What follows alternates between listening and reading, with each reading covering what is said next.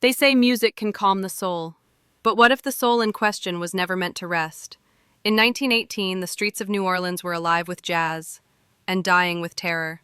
As night fell, doors locked, radios played, and yet death walked in, unseen, unheard, with an axe.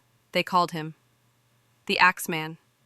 On May 23, 1918, Joseph and Catherine Maggio, a quiet, hard-working Italian-American couple, were celebrating their wedding anniversary in their small home on Upper Line Street.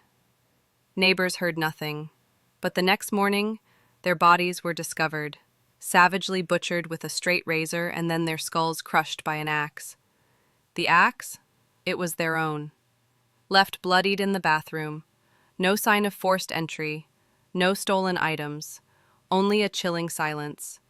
The city erupted in panic. Headline screamed, "Grocer couple slain in sleep. Axe killer stalks New Orleans." Detectives searched for motives. Robbery, jealousy, revenge. But when another grocer couple, Louis and Anna Bezumer, were attacked in a similar manner, door locked, axe from inside the home, it was clear. This wasn't random, this was planned. Between May 1918 and October 1919, at least 12 attacks were attributed to the Axeman. Victims were usually grocers or their families. The attacks occurred at night, in their sleep. The killer entered silently, often through a panel removed from a back door. He used a razor or an axe, always belonging to the victim. Women were often killed instantly. Men were sometimes left barely alive. A strange connection. All had Italian heritage, and in at least half the homes, jazz was playing on the phonograph. The public's fear grew, and theories multiplied.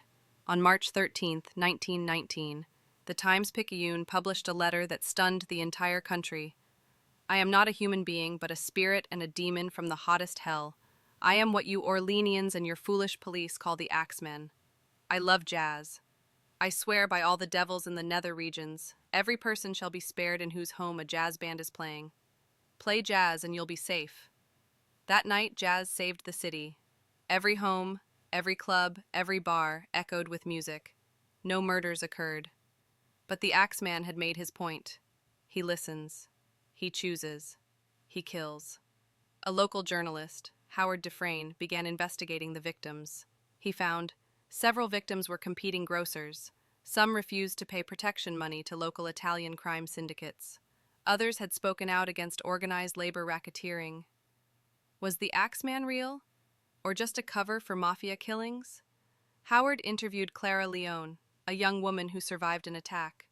She said the man who struck her father had eyes like fire. He didn't run. He floated. Was he human or something else? Enter Edward Bennett, a paranormal scholar from Boston. He had a theory. The Axeman was the cursed soul of Zazarel, a 19th century jazz saxophonist who had been banished from a secret voodoo club after playing a forbidden melody.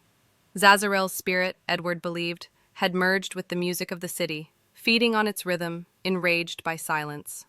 The murders weren't random, Edward claimed. They were ritualistic. Jazz wasn't just music, it was protection. In one of the victims' homes, Edward discovered markings on the walls, sigils used in Haitian death rites. On August 10th, 1919, the final and most brutal murder occurred. A young mother and her child were found mutilated in their apartment. The baby's crib was untouched, but the walls were painted in blood. Written above the door, the music stopped. The radio cord had been cut. Neighbors swore they heard a saxophone playing outside their windows just minutes before the murders, but no musician was ever found. Years later, in 1967, a vinyl collector purchased an unmarked jazz record at an estate sale. When he played it, the music began normally.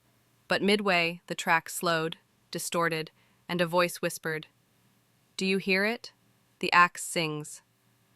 The man reported blackouts, hallucinations, and a recurring dream of being followed by a shadow with a hatchet. He destroyed the record. A horror content creator named Mike Roberts filmed a series called Forgotten Killers. His final episode, The Axeman of New Orleans. He streamed live from the site of the Maggio house. Around 2 a.m., during the live stream, viewers heard jazz playing softly, a door creaking open, a long shadow moving behind Mike, a chilling phrase, "Play it for me." The screen went black. Mike has never been found. Some say the Axeman died. Others believe he was never truly alive. A spirit, a curse, a rhythm that cannot be stopped. Even now in the deepest corners of New Orleans, when the night is quiet and the wind is still, some swear they hear footsteps and jazz.